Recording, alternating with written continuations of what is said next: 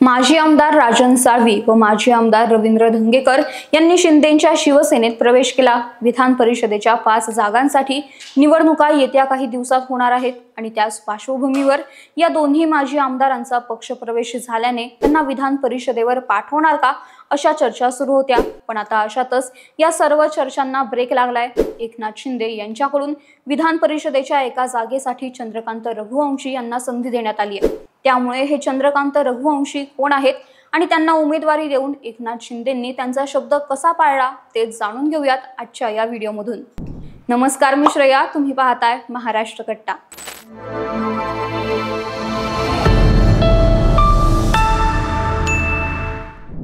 विधान परिषदेच्या 5 आमदारांची विधानसभेवर निवड झाल्याने या 5 जागा रिक्त झाल्या आहेत। या रिक्त झालेल्या 5 जागांसाठी येत्या 27 मार्चला निवडणुका होणार आहेत। प्रत्येक जागेसाठी स्वतंत्र पोटनिवडणूक होत असल्याने 5ही जागा महायुतीला मिळण्याची शक्यता वर्तवली जात आहे।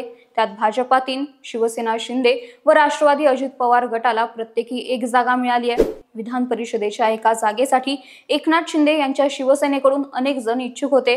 त्यात काही नवीन पक्षप्रवेश सुद्धा झाले होते। एका जागेसाठी अनेक जण इच्छुक असल्याने उपमुख्यमंत्री एकनाथ शिंदे मोठ्या पेचात सापडले होते।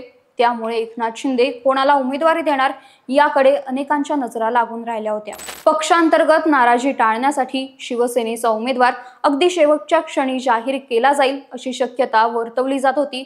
मात्र कालपासूनच चंद्रकांत रघुवंशी यांना उमेदवारी मिळणार असल्याच्या चर्चा राजकीय वर्तुळात सुरू होत्या। सोमवारी म्हणजेच आज विधान परिषद निवडणुकीसाठी उमेदवारी अर्ज भरण्याचा शेवटचा दिवस असल्यामुळे संबंधित उमेदवाराला थेट विधान परिषद निवडणुकीचा अर्ज भरण्यासाठी पाठवले जाईल असा अंदाज होता। त्यानुसार आता एकनाथ शिंदे यांच्याकडून विधान परिषदेच्या एकमेव जागेसाठी चंद्रकांत रघुवंशी यांना संधी दिली आहे। चंद्रकांत रघुवंशी हे 1992 पासून राजकारणात सक्रिय आहेत। त्यांनी काँग्रेस पक्षातून आपल्या राजकारणाची सुरुवात केली होती। 1992 साली चंद्रकांत रघुवंशी जिल्हा परिषद सदस्य म्हणून निवडून आले होते। ते 6 वर्ष धुळे व नंदुरबारच्या जिल्हा परिषदेचे अध्यक्ष होते। त्यानंतर ते सलग 3 वेळा विधान परिषदेत निवडून गेले। एप्रिल 2020 मध्ये त्यांनी विधान परिषदेच्या आमदारकीचा राजीनामा देऊन ठाकरे गटात प्रवेश केला होता। एकनाथ शिंदे यांच्या बंडानंतर 2022 मध्ये ते शिंदे गटात दाखल झाले होते। चंद्रकांत रघुवंशी हे शिवसेनेचे धुळे नंदुरबारचे संपर्क प्रमुख आणि माजी विधान परिषद सदस्य आहेत। त्यांना उमेदवारी देऊन एकनाथ शिंदे यांनी आपला शब्द पाळला असे बोलले जात आहे। विधानसभा निवडणुकीच्या प्रचारावेळी उपमुख्यमंत्री तथा शिवसेनेचे मुख्य नेते एकनाथ शिंदे यांनी रघुवंशी यांना विधान परिषदेवर घेण्याचा शब्द दिला होता। धडगाव येथे झालेल्या सभेत त्यांनी याबद्दल विधान केले होते। तर आमशा पाडवी हे अक्कलबुवा मतदारसंघातून विजयी झाल्यामुळे त्यांच्या जागेवर आता त्याच भागातील नेत्याला शिंदेंनी संधी देऊन प्रादेशिक समतोल ठेवल्याचं दिसून येते।